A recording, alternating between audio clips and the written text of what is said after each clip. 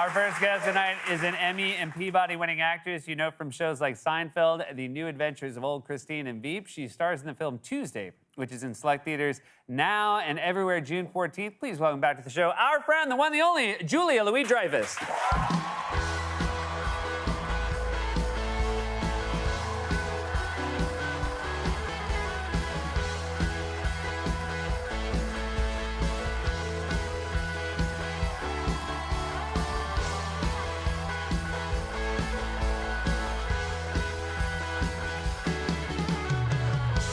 Welcome back, friend. Thank you, friend. It's good to be here. We had a time together last week. Well, we did, Seth. We did. You were kind enough to agree to go day drinking with me. Wasn't I? Yeah.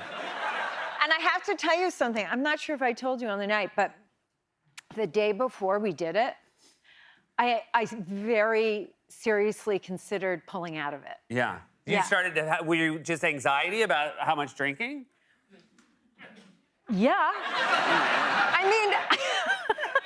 That's a good reason. Well, then I don't take it personally, right? You were just going to pull out because of It's not because of you, but I'm watching more of these things and what the hell? And then I was like, I don't want to be out of control. And, it was kind of, I'm not kidding you. I really was thinking, how could I do this without it being a problem? And did you, in the end, reach a point where you were happy you did it? Yes. Okay, good. This I should know. This is like very early, so I don't feel like this is not a true bounce of how bad it gets for me. Like you stayed very in control. I made a terrible mistake early on. Yes. Would you like to tell what it is? Well, your drink of choice is a martini. Yes. So we started with 2 martinis. Yes, and you very cleverly called it a Julia Louis dry martini. Yes. Yeah. And I chugged it. And I've never chugged a martini before. Why would you chug a martini? I was so shocked. I don't know, because I love TV. I'm telling you, it was so shocking. And it's a terrible way to start things. And you know what it is? By the way, I'm saying this like it's a cautionary tale. No one out there is like, I might do it. Like no one's ever decided to chug a martini before, and no one's going to after. No. But it's very hard to recover from. Yeah. How many days did it take you to recover? It took a couple of days. I will say, I don't know. There's the one. It's awful, but it does bring me back to the days where I actually did this not for camera. But but at like 4 in the morning after we went to I like sat bolt upright. I was like, oh, what did I do? What did I say? That's the thing. Yeah. That's the problem with the booze. Yeah, it does get to you that way. All right, so we both went to a Midwestern college. We went to Northwestern University. We did indeed. There was a lot of drinking. A lot of drinking. I smoked a lot of weed when I was there. In college, you were smoking weed. Yeah. Yeah, Did you not? Did you abstain? I didn't abstain, but it was never for me. Yeah, it was very much for me in college. But then, but now I can't. You can't. No, I think I probably just smoked too much. I don't know, but my brain shifted. Do you think like people in college would say, oh yeah, she smokes a lot of weed? Did you have like a reputation for your weed smoking? I hope not.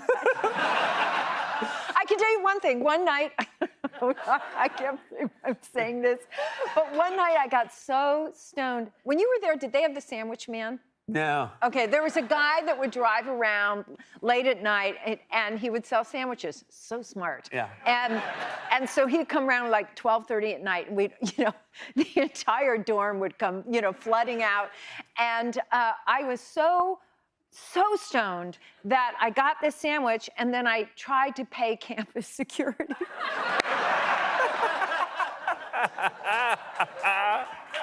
And then did you act like it was a tip? Like you guys are doing a great job keeping us safe. Totally. But I can't go near that anymore. I mean, like, even if I were to take one of those little mini things that you try to go to sleep with, what are they called, gummies or whatever? Right. Forget it. My dreams are paranoid. I flip out. It's I not agree. good. I can't. It was always for me paranoia. Like everything slowed down in a way I didn't like. Yeah. Whereas what I love about drinking and is when I'm drinking, I'm like, I think everything is great and everything I'm saying is super interesting. Amazing. Yeah, it's a good feeling. Until 4 o'clock in the morning.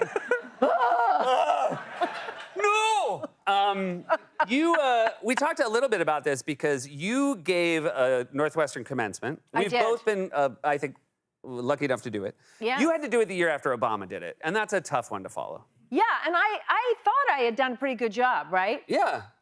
And I don't know if you saw, but on Instagram recently, Northwestern put out a compilation of all their commencement addresses. Guess who didn't make the cut? What the hell? Really? Yeah. Did I? Yeah.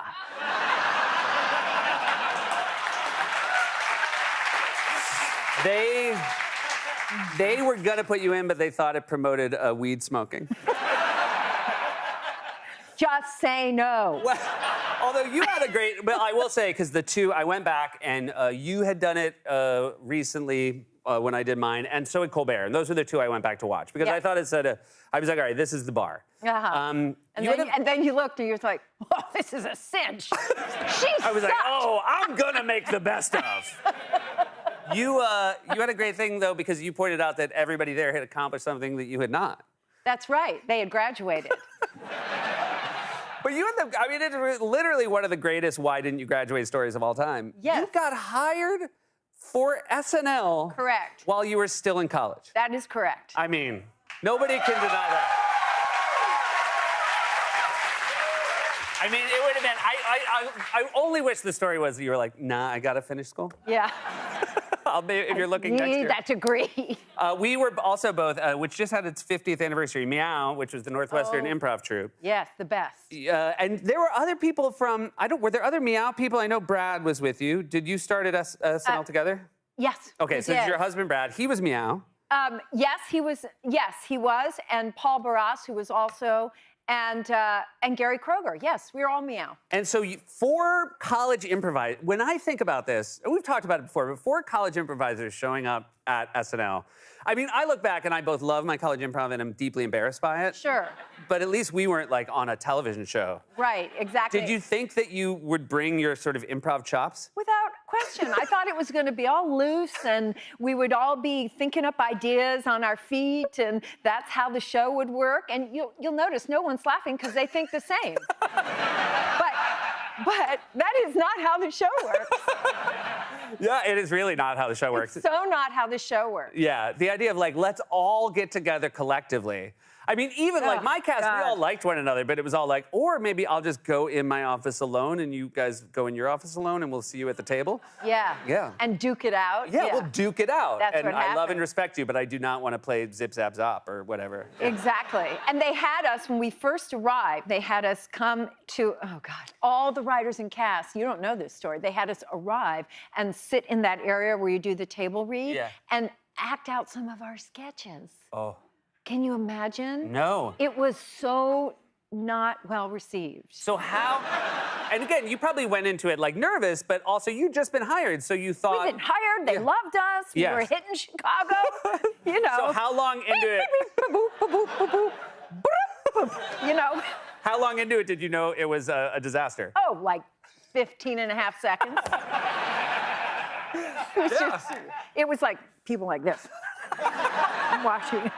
I made the mistake too, which is because I got hired, I assumed, oh, I am good enough to be here because they hired me. Right. And so I'll just do all, I mean, they're just gonna love it. And then the minute you realize like, oh, what's that? Bottom rung of the ladder? Yeah. And it is, like some real grumpy faces. Yeah. But look at us, we did all right. Look at, we're here, Yeah. it's all good. And you're gonna stick around and we're gonna talk about your wonderful new film. You guys, this is Julia Louis-Dreyfus. We'll be right back.